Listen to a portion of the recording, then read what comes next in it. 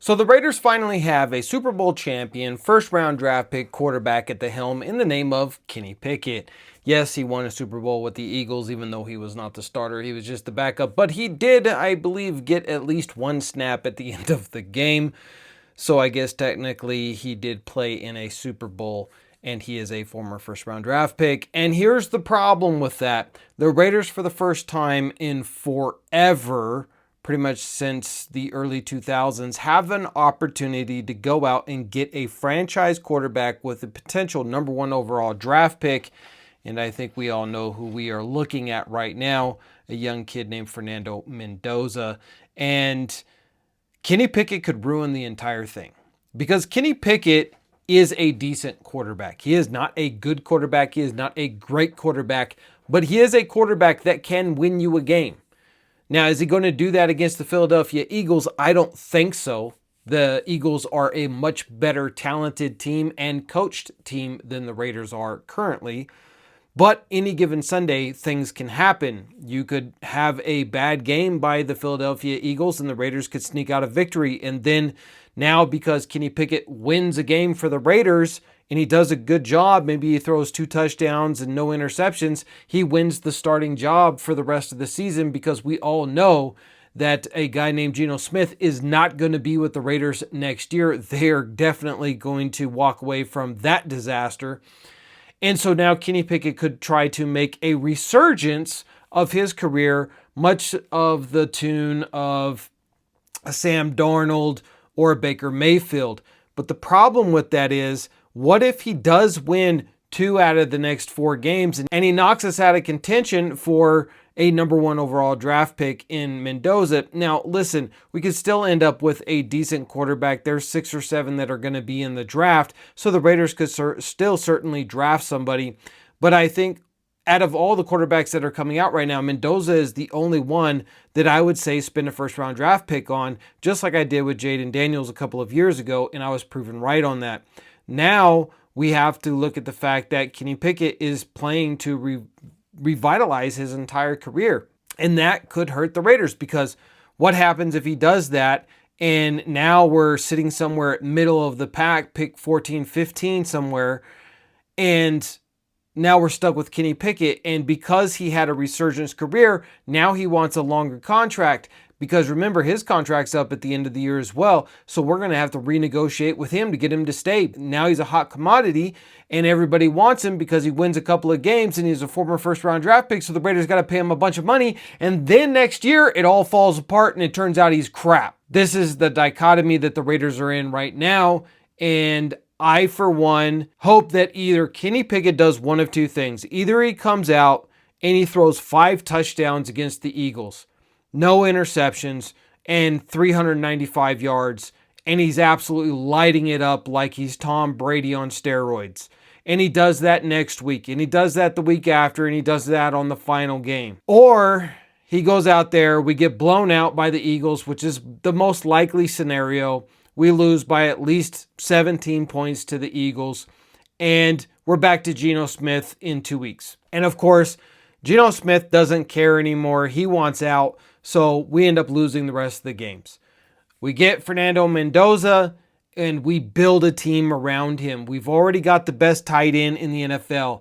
We already have a really good running back if we can just get the offensive line up and rolling. And we already have one of the best defensive ends in Max Crosby, a leader on the team. So all the Raiders really need to do right now is get the offensive line back to being healthy. Colton Miller, JPJ, we have a rookie right now in Caleb Rogers who is absolutely flashing at guard, so it makes absolutely no sense that you would still make it a competition for the guard situation. Caleb Rogers should be the starting guard for the rest of the season at right guard, and if JPJ can come back at the end of the season, then he should be the starting center. There is no question about that whatsoever. So I think if you have Colt Miller at left tackle, you have JPJ at center, you have Caleb Rogers at right guard, and then you have DJ Glaze at right tackle. We have almost a complete line. I think the left guard position is still the only question mark on that line, and the Raiders need to continue to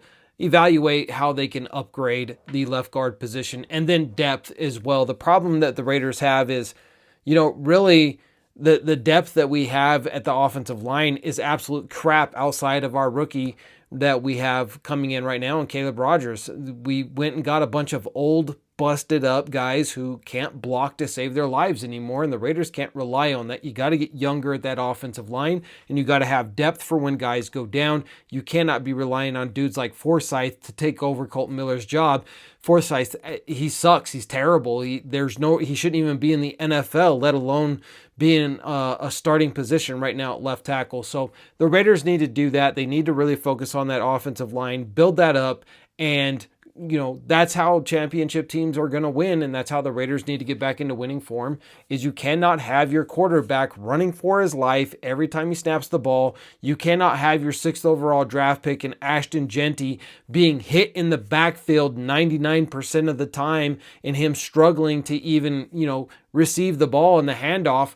And you're having to get creative and do all of these running back screens just to get him the ball in some space so that he can work his magic that he has. The Raiders need to fix the offensive line.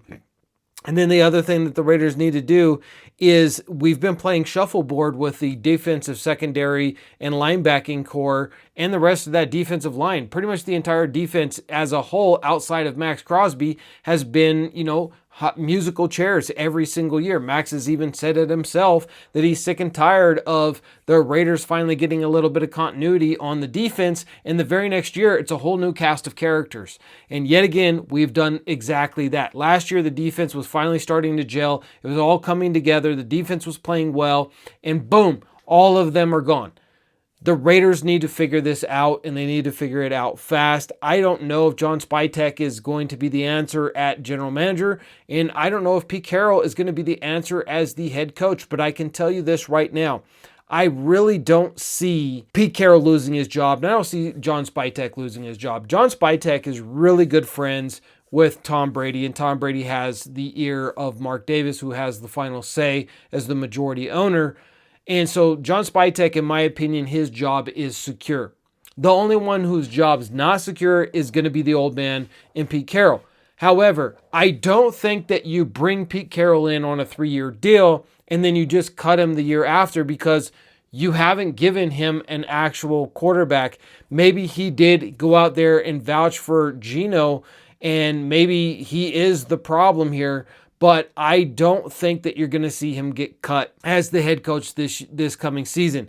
I think here's what's going to happen. John Spytek is going to have to really be extraordinarily smart in the offseason, in the draft, and in the free agency, and he has to build the trenches. He's said it before. He needs to do it now.